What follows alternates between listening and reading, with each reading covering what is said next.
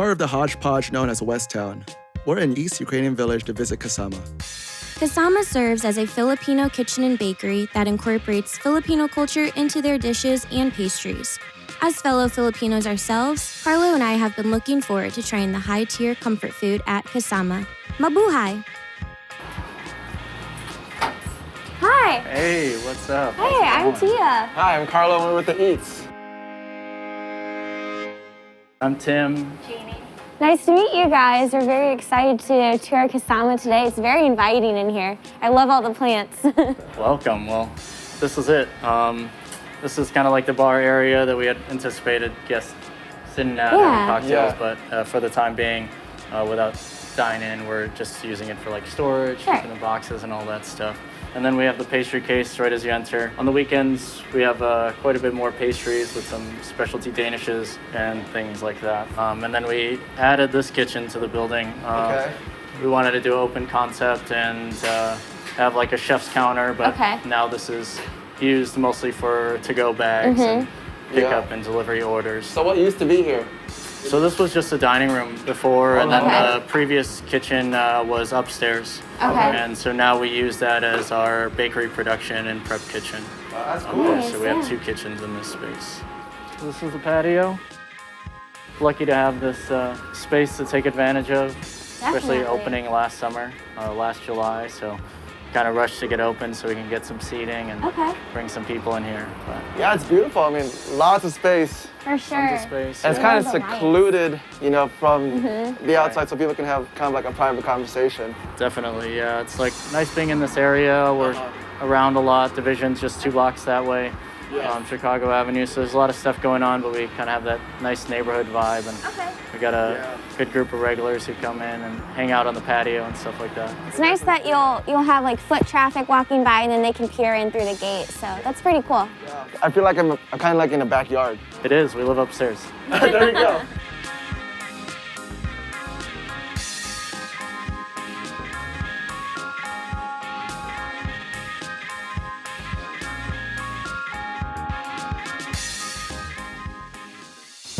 Jeannie and Tim, thank you so much for having us here at Kasama today. We enjoyed our tour of the place. We'd love to hear more about your story. How did Kasama start? Jeannie wanting to do a bakery and myself wanting to pursue, you know, opening a restaurant with doing savory food. Sure. And we have worked together for a couple of years already, and we just wanted to do a project on our own, you know, and cook some good food, and that's it. Very simple. I love it. So tell us more about your menu. What's their customers' favorite item on your menu? So morning in terms of pastries, we have a few things that have Filipino influence, but it's a majority French American style. The Filipino influence definitely is the focus for the savory food, and especially for dinner. So we have danishes, croissants, pretty classic things. But then we also have an ube and huckleberry bass cake. That's a pretty big crowd favorite. We also do a ham and cheese Danish rather than a croissant. That's definitely one of the most popular items that we have. How have you adjusted to COVID this past year? You know, the business model that we had essentially flipped. We didn't think that we were going to do a lot of business during the day. And now we do about, I'd say, over 75% of it during the day from like 9 a.m. to 1. And I think just the neighborhood has supported us so much, and everybody's at home. Everybody, I think, was seeking comfort and baked goods and bread and, you know, a freshly cooked meal. So not what we expected, but definitely sustained us. Okay. So we're very grateful. So can you tell us what is the connection between Kasama and the local community? Well, we did a lot of work on the building ourselves, whether it was like building benches, like refinishing the tables and planters and all that stuff outside. And so during that time of like renovation, we met a lot of the people in the neighborhood. People who were curious what was going into the new space. And so we got to know a lot of people even by name just before we even opened. And we've had a really great support from the community. I mean, it's like we don't have a sign outside. You know, like we're like looking at getting a sign, and it's like, oh, it's gonna be like almost $10,000. We're like, well, maybe we'll not do that sign. And like, you know, instead of just getting like a painted one and getting something cheaper, we're just like, we're just running around and so busy, like we don't even have a sign. So a lot of people like know us just because we're, you know, in the neighborhood and we painted the building and just coming in and asking what this place is, you know, and they've been a huge support. I mean, that's why we've made it, you know, so far, is like just doing that and then trying to keep everything tight, and you know, we're the barista and the busser and your server and your food runner and while cooking dishes and baking. So like, what is one thing you want people to know about Kasama? Even though we've had to adapt, like everything that we do is pretty intentional. The decisions that we make and the things that we offer, you know, we're using fine dining techniques in a more casual restaurant, and everything from the garlic rice to, you know, the pastries have been handled with great care and with people that care about what they do. And Tim and I don't cook for ourselves, you know, we cook for our families and we cook for other people. And I hope that people can see that when they come in. Oh yeah. Just looking at this food, I feel like I'm at home because, you know, we grew up with this food. Exactly. Some of it has a different twist to it, of course. Here we have their style, so Filipino style of Chicago's Italian beef. So it has the shaved pork adobo, some homemade longanisa, and then it's topped with giardiniera and a French hoagie. Oh my gosh, can I just show this real quick?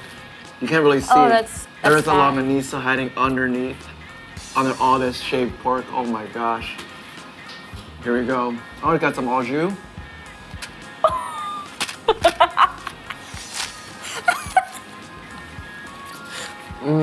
Is it worth it? 100% worth it. Shaved pork adobo.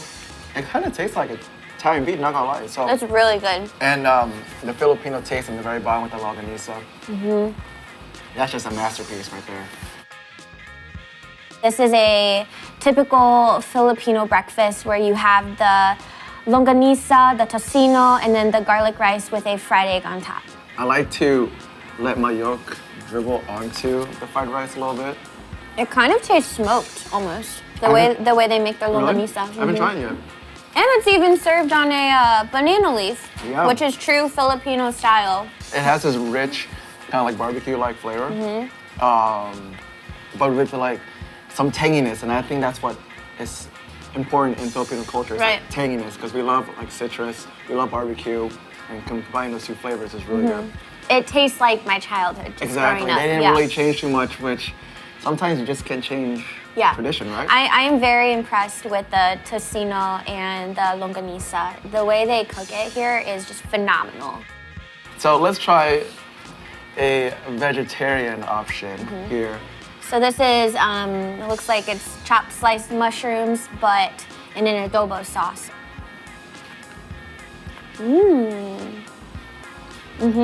Wow. Oh my gosh, this place knows That's what like they're doing. that's like an instant favorite. This right is there. this is good.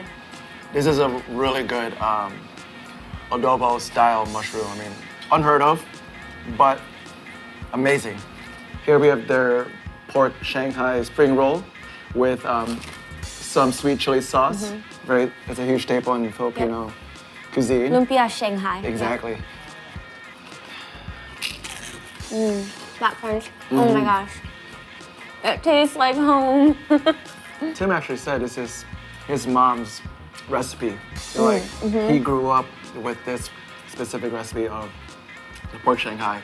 And over here we have 3 different pastries. We have the Serrano ham and raclette cheese Danish. This little guy over here is the apple butter and brown sugar pocket pastry. It's so good. And then the third one back here, it has the powdered sugar Filipino sun on top, which I think that is just incredibly cool. It's an ube and huckleberry pastry. There you go. Ooh, that crunch. It's like a buttery pastry. The ham kind of gives a little bit of saltiness, but there's some sweetness in the cheese, I think. Oh my gosh, did they put honey on that or something? Yeah, there's That's something like really kind of good. shining I've on the never side. had anything like that before. That's amazing. We can make this together. Savory and sweet meats.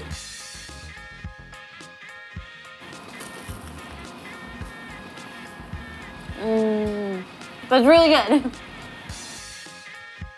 I'll take first bite on this one. Okay, you love ube. Ube is pretty interesting because it's a root, but it's sweet. Ooh. It's come from the yam family. But then combining that with Wow. huckleberry, genius. Which pastry would you try again? The apple one. Really? It's so good. I'm actually very surprised at myself. I would try the ube huckleberry pastry, and I'm not typically an ube person. The lumpia was just spot on. Like, it tasted exactly like my childhood. But I am, like I said earlier, I am so impressed with how they cook the tocino and the longanisa. It's incredible. Everything was masarap, which means tasty in Tagalog.